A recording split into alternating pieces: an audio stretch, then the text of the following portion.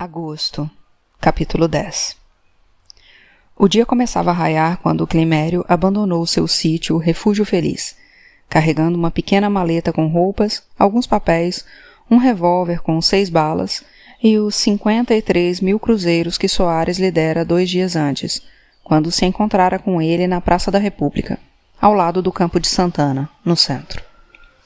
O dinheiro fora apanhado por Valente na gaveta de Gregório, no Palácio do Catete, seguindo ordens do próprio chefe da guarda pessoal.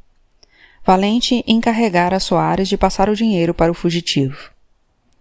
Antes de sair, agou as árvores frutíferas e a pequena horta onde plantava couve, tomate, abóbora e mandioca. Sempre que estava no sítio, ele aguava diariamente a plantação, mesmo nos dias em que o tempo fechado permitia prever que choveria. Deu comida aos 3 porcos. Chegou, muito cansado, no início da noite, ao sítio do seu compadre Oscar Barbosa, no Morro do Tabuleiro, na Serra do Tinguá. Oscar e sua mulher, Honorina, estavam sentados à mesa, jantando, quando foram surpreendidos pela chegada de Climério. Climério disse que se metera numas trapalhadas na capital e que precisava se esconder. Oscar não perguntou quais eram os problemas do compadre e convidou-o para se sentar e repartir com ele e a mulher o angu com carne que comiam. Depois de comerem, Oscar disse a Climério que, no dia seguinte, ele o levaria para se esconder num barraco no meio de um bananal na serra. No barraco havia apenas uma enxerga velha, mas lá ele estava seguro, pois ninguém o encontraria. Diariamente, Oscar ou a comadre Honorina levariam comida para Climério. Freitas acordou no chão, com um toque leve nos ombros. O copeiro, curvado, perguntou: "O senhor está sentindo alguma coisa?" O senador olhou o relógio de pulso. 12:30. "Estou bem, vá preparar o meu banho." O copeiro, de nome Severino, um jovem humilde de 22 anos, aceitava o tratamento ríspido que o senador lhe dispensava sem reclamar. O salário que recebia e as gorjetas que ganhava quando o senador estava de bom humor ajudavam a sustentar a mãe viúva e os 8 irmãos menores que haviam ficado em Caruaru, em Pernambuco. Preparou o banho quente colocando o cotovelo na água da banheira para verificar a temperatura como o senador exigia. Colocou 2 grandes toalhas felpudas e os jornais sobre uma banqueta ao lado da banheira. O próprio senador adicionou os sais aromáticos na água. "Se ligarem para mim, diga que já fui para o Senado." A água quente envolvendo seu corpo lhe deu uma sensação de bem-estar. Segurou entre os dedos as gorduras do seu ventre. Precisava fazer alguma coisa para eliminar aqueles acúmulos adiposos indesejáveis. Ginástica, dieta, qualquer coisa. Gostaria de ter uma barriga como a de Lomagno, de músculos duros e definidos. Clemente, o seu assessor, já tivera uma barriga assim, mas a vida sedentária que estava levando tornava seu corpo cada vez mais flácido. Anotou mentalmente que precisava se livrar de Clemente. O assessor deixara de ser apenas impertinente e importuno, tornara-se uma pessoa perigosa. Mas era preciso fazer essa operação com muita habilidade para não irritá-lo, provocando uma reação intempestiva. Pegou um dos jornais. Não se confirmavam os boatos que haviam corrido no Senado, de que Getúlio Vargas, numa tentativa de dividir as Forças Armadas, nomearia o general Zenóbio da Costa para substituir o ministro da Aeronáutica, Nero Moura, que se mostrara frouxo ante a ostensiva insubmissão dos seus comandados. O ministro Nero Moura desmentia enfaticamente a frase que, à última hora, lhe havia atribuído, de que Vaz não fora morto como oficial da aeronáutica. O ministro tinha mesmo de desmentir, tivesse ou não dito aquilo. Não podia repetir o que os getulistas espalhavam pela cidade, que Vaz era uma espécie de capanga de Lacerda, e fora morto nessa condição. Na Câmara, a deputada Ivete Vargas perguntara: "Por que aqueles que guardam o presidente são chamados de capangas e os que guardam Lacerda são chamados de amigos?" o cardeal Dom Jaime de Barros Câmara enviara uma mensagem ao brigadeiro Eduardo Gomes. Dizia que, com o pensamento nas tradições generosas do povo brasileiro, formadas aos influxos da civilização cristã, dirigia-se aos sacerdotes de todo o Brasil por meio dos excelentíssimos senhores bispos para pedir-lhes que na mesma data e hora se unissem também em oração em sufrágio da alma do aviador sacrificado, que era sincero católico, elevando preces a Deus pela concórdia e tranquilidade da família brasileira. O senador estava convencido de que havia em curso uma campanha muito bem organizada de desmoralização de Vargas, da qual participavam a Igreja, setores das Forças Armadas, setores do empresariado, partidos políticos da oposição e a imprensa. Quanto mais lama se jogasse em cima de Getúlio, melhor. Antes eram as negociatas dos membros do governo que eram denunciadas. Agora eram os crimes. Em janeiro de 1920, segundo os jornais, Getúlio Vargas, com seu cúmplice Soriano Serra, teria assassinado o cacique Tibúrcio Fong, da tribo dos Inhacorá. O inquérito aberto teria sido abafado. Fax-miles das folhas dos vários inquéritos instaurados eram reproduzidos nos jornais. Em 1923, Vargas, ainda com a cumplicidade de Soriano Serra, teria assassinado o engenheiro Ildefonso Soares Pinto, secretário de Obras Públicas do então governador Borges de Medeiros. Soriano foi preso, mas o outro assassino, Getúlio Vargas, continua solto até hoje. A vida pregressa de Vargas está marcada por crimes monstruosos. Menino ainda, Vargas já era um homicida, dizia a tribuna. Em Ouro Preto, Minas Gerais, outras 3 pessoas teriam sido trucidadas pelos Vargas e seus capangas. O estudante Almeida Prado, o médico Benjamin Torres Filho e o major Aureliano Moraes Coutinho. Todos foram mortos em condições traiçoeiras de emboscada, à semelhança da tocaia do dia 5 na Rua Toneleiro. Os capangas de Vargas teriam estraçalhado o major em plena rua após uma mutilação selvagem do seu corpo. Todas essas acusações eram corroboradas por uma massa de documentos reproduzidos pelos jornais. Estraçalhado, emboscada traiçoeira, mutilação selvagem, trucidado. Lacerda conhecia a força das palavras, pensou Freitas. Tivera uma boa escola do Partido Comunista, onde fora o jovem líder de um grupo conhecido como Socorro Vermelho. Uma interessante trajetória, de comunista sectário exaltado a papa-hóstia reacionário udenista, mais furibundo ainda. Em ambas facções se mostrara insuperável na criação de slogans incendiários, como o do Rato Fiuza, que destruíra as aspirações do candidato do Partido Comunista nas eleições presidenciais de 1946. E agora o bordão do Mar de Lama, que desmoralizara o governo Vargas. Como sempre, Freitas leu com atenção o que Lacerda escrevia em seu jornal. O general âncora, antes acusado pelo jornalista de procurar impedir a elucidação do atentado, fora destituído por Getúlio e agora era visto por Lacerda como um homem honrado.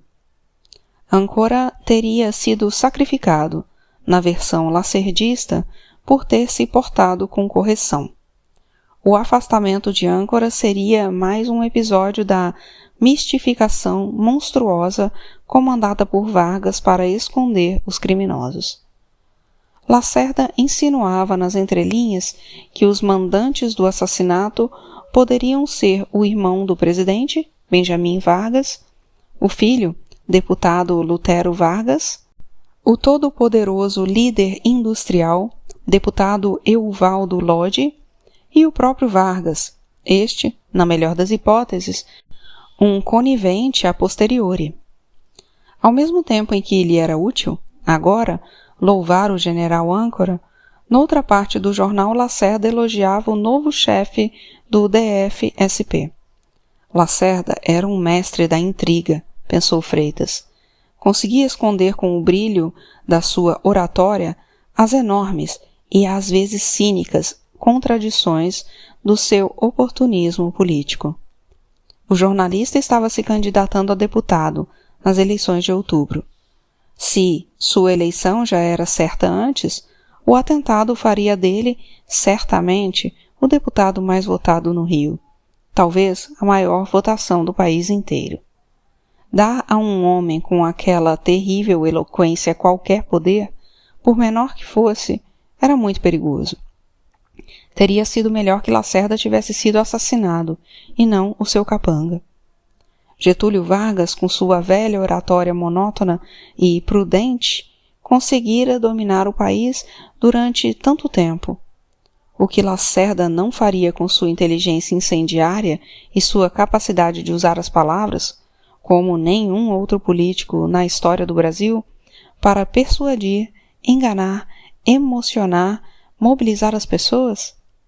Seus artigos no jornal e suas falas no rádio, nos últimos dias, haviam levado o governo a colocar, de prontidão, dentro dos quartéis, 30.000 soldados, somente no Rio de Janeiro. No jornal, havia uma foto do coronel Paulo Torres, novo chefe de polícia. Torre comandara, até então, o 3º Regimento de Infantaria, aquartelado em São Gonçalo.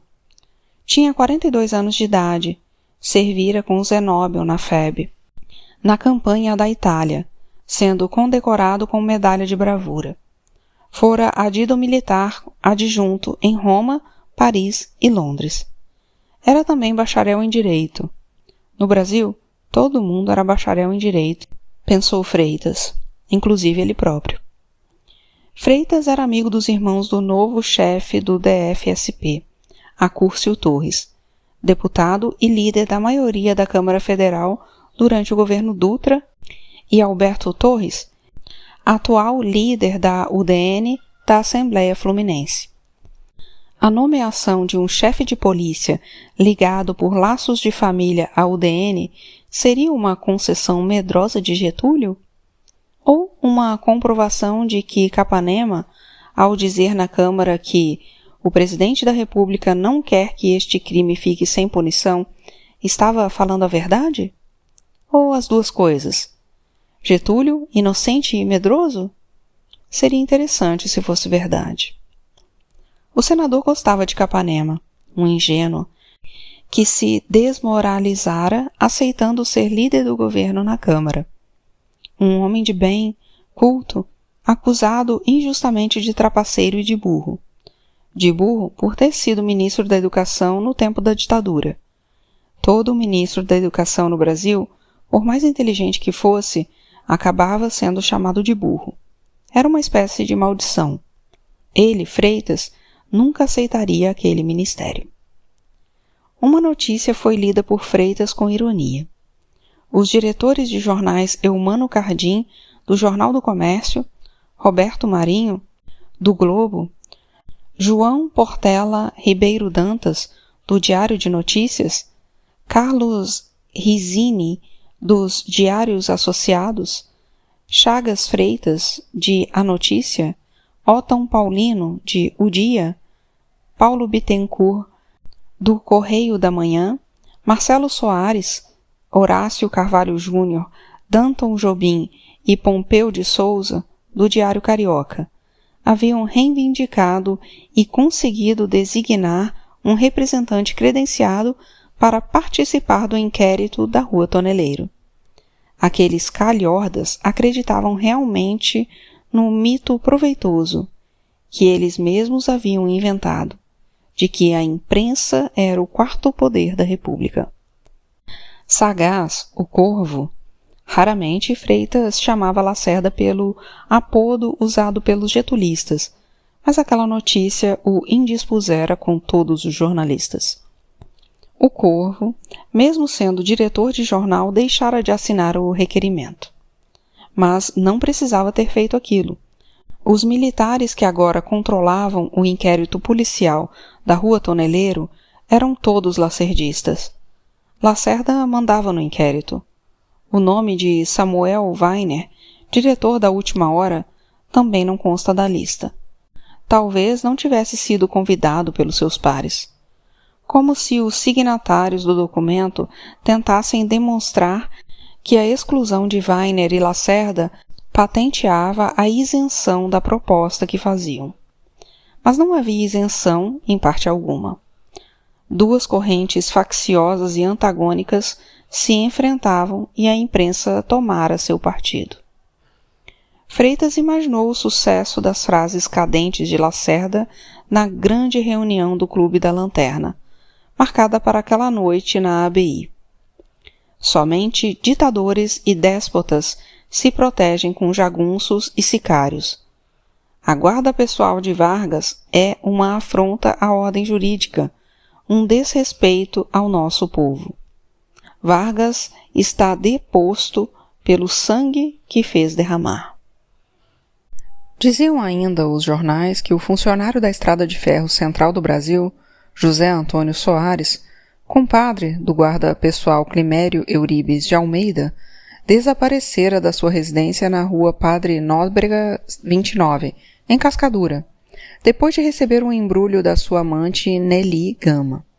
Na fuga, Soares, que a polícia acreditava ser o pistoleiro que atirara no Major Vaz, deixara 9.000 cruzeiros, o que mostrava sua precipitação. A polícia, sob o comando do delegado de Vigilância e Capturas Hermes Machado, invadira a residência de Soares, encontrando apenas a mãe e os filhos, apavorados com o aparato policial. O delegado apreendera a correspondência de Soares com o famoso Dr. Barreto, um estelionatário preso na penitenciária. Numa das cartas, Barreto autorizava Soares a receber 50% de adiantamento pela venda de 50 jipes.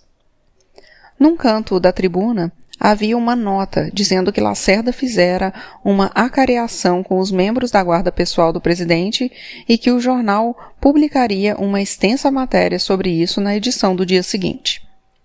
Subitamente, um trecho, quase no fim do artigo de Lacerda, fez Freitas sentir um tremor de frio e abrir a torneira de água quente. Telefonei 3 vezes ao delegado Pastor sem que tivesse a honra de receber a sua visita. Lacerda, alegando que seus atacantes seriam 3 e não apenas um, como dizia o delegado Pastor, queria novamente confrontar o delegado com o seu testemunho. O nome de Pastor fez voltar à mente de Freitas, numa associação inquietante, outro pastor, o evangelista bisbilhoteiro que o surpreendera em situação vexatória, e outro tira, o comissário Matos. Saiu da banheira sentindo frio. Corria perigo. Precisava fazer alguma coisa. Vestiu-se rapidamente e pegou o carro oficial que o esperava na porta do edifício Seabra. Entrou no plenário do Senado no momento em que o líder do PTB, senador Carlos Gomes de Oliveira, fazia a defesa do governo. O que era lamentável em todo o episódio da Rua Toneleiro, dizia o líder do PTB, era a vontade de alguns exacerbados que, de permeio com as explorações comunistas, procuravam envolver as classes armadas numa tentativa de levá-las a depor o presidente da República, num desdobrar de acontecimentos que não se sabia onde iria acabar. Getúlio estava mal servido, com líderes como o senador do PTB, pensou Freitas. Naquele mesmo dia, começou a fazer consultas e contatos, dentro da bancada do PSD, com o objetivo de examinar a oportunidade e a conveniência de uma mudança de rumos. Apoiar um governo fraco e corrupto lhe propiciara muitos bons negócios. Mas agora estava na hora de abandonar o barco. Um copeiro abriu a porta do apartamento de Luciana Gomes Aguiar. « Sou o comissário Matos. Dona Luciana está me esperando. » Matos não se lembrava de ter visto o copeiro quando estiveram no apartamento no dia do crime. Você é novo aqui? Sou. Todos os empregados são novos. Menos a cozinheira. Vou avisar a dona Luciana. Luciana demorou cerca de 10 minutos para aparecer. Estava vestida como se fosse sair, maquiada com cuidado, usando joias. Trazia um papel dobrado na mão. O doutor Galvão disse-me que o senhor tinha algumas perguntas a me fazer. Sente-se, por favor. Pensei que ele estaria presente. Não achei necessário. Assim que o comissário se sentou, uma copeira apareceu com uma bandeja com café e docinhos. Pode deixar sobre a mesa, Mirtes. A empregada depositou a bandeja sobre uma mesa e saiu. Luciana colocou o papel que tinha na mão ao lado da bandeja. Com açúcar? Sim. Ele não devia tomar café. Sua hipercloridria iria aumentar. Ficou olhando a mão bonita de Luciana mexendo nas xícaras. Dona Luciana, o doutor Galvão lhe falou sobre o que o porteiro Raimundo me disse? Que a senhora lhe dera instruções para não mencionar a visita ao seu apartamento, na noite do crime, de um homem de cor negra? Luciana levou lentamente sua xícara aos lábios. Eu estava tentando proteger o meu marido. Tolice minha. Protegê-lo? Como? Suspiro de conformação. Do ridículo. Paulo era um homem muito supersticioso. Ele às vezes recebia a visita de um pai de santo, que vinha ao apartamento para fazer uns trabalhos. Como não acredito nisso, pedi que Paulo recebesse esse indivíduo quando eu estivesse na nossa casa de campo em Petrópolis. Foi o que aconteceu naquele dia. Esse macumbeiro. Macumbeiro. Conhecia Paulo há muitos anos. Não foi ele quem assassinou meu marido, tenho certeza. Por que a senhora não me disse isso antes? Não quis que saísse nos jornais que meu marido era dado a práticas tão vulgares. Ele pode ser o assassino do seu marido. A senhora nos fez perder muitos dias de investigação. Por que ele faria uma coisa dessas? Meu marido lhe dava todo o dinheiro que ele pedia. O doutor Galvão diz que quem matou meu marido foi um ladrão. A senhora disse que nada havia desaparecido. Quando estive com o senhor, eu ainda não havia feito um levantamento das coisas desaparecidas. Foram muitas joias. Tenho aqui uma relação delas. Deu ao comissário o papel que estava ao lado da bandeja. As únicas joias que sobraram foram estas que estou usando, que eu havia levado para Petrópolis. Matos guardou o papel no bolso. A senhora sabe onde eu posso encontrar esse pai de santo? Sei apenas que mora lá para os lados de Caxias, onde tem um terreiro. Sabe o nome dele? Não, infelizmente eu não sei. Na reunião de membros do Clube da Aeronáutica, realizada naquela terça-feira, em vez de 400 oficiais, como na reunião do dia 6, havia mais de 2.000, de todas as armas. O comparecimento de oficiais superiores, generais, brigadeiros, almirantes, surpreendera todos os presentes. O brigadeiro Eduardo Gomes discursou e foi aplaudido de pé.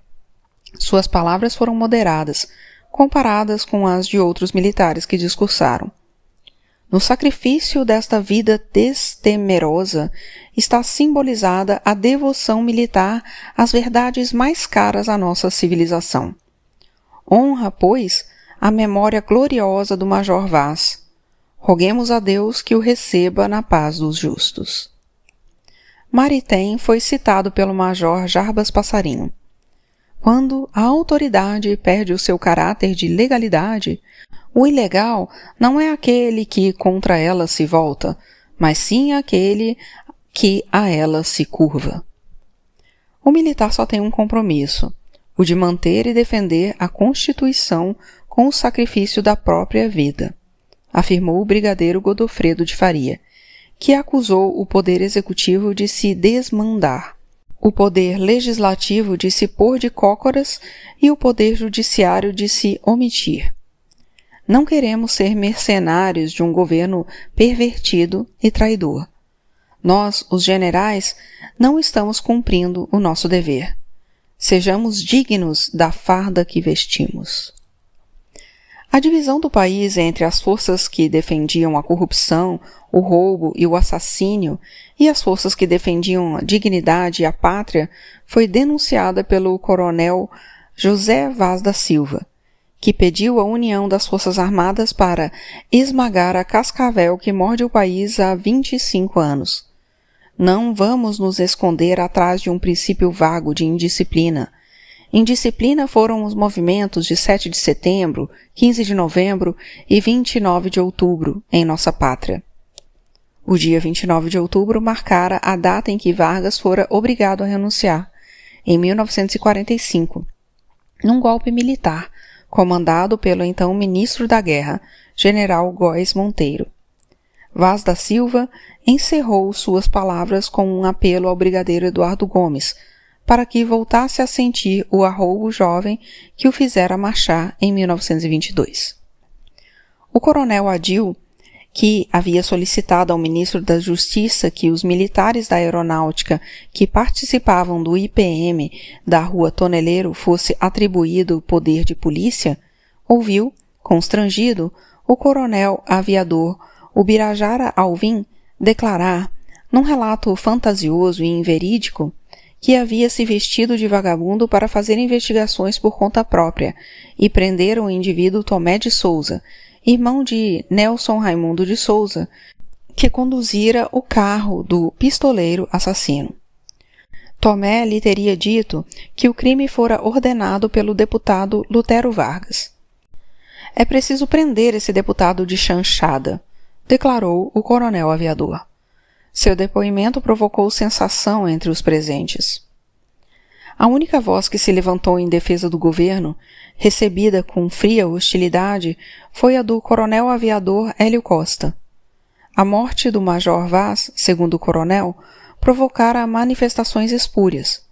O major Vaz, quando fora morto, não desempenhava missão oficial, nem estava fardado. A afronta do assassino não fora dirigido contra a Força Aérea. Aventureiros pretendiam conduzir as Forças Armadas à desordem e à indisciplina.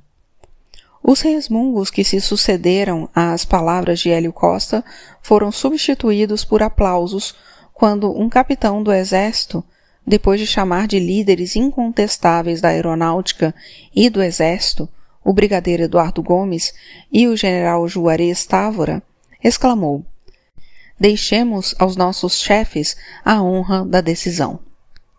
Finalmente, a Assembleia decidiu convidar o advogado Evandro Lins e Silva para prestar assistência jurídica como advogado de acusação à família do Major Vaz. Por volta da meia-noite, o senador Freitas recebeu um telefonema de um amigo palaciano, segundo o qual o presidente Vargas teria se reunido secretamente naquela noite com a família e alguns amigos íntimos, entre eles o genro Amaral Peixoto e o ministro Oswaldo Aranha, no apartamento da filha Alzira, no edifício Uruguai, na Avenida Rui Barbosa. A reunião tivera como objetivo discutir a situação política do país. Falou-se das reuniões do Ministério e do Alto Comando do Exército, realizadas naquela manhã. Vargas teria dito que considerava a situação grave e acrescentou que renunciaria, se necessário, para evitar uma guerra civil no país. O consenso entre os presentes fora o de que o presidente não deveria ceder ante as pressões golpistas dos inimigos do governo. "Obrigado, Lourival", disse Vitor, desligando o telefone.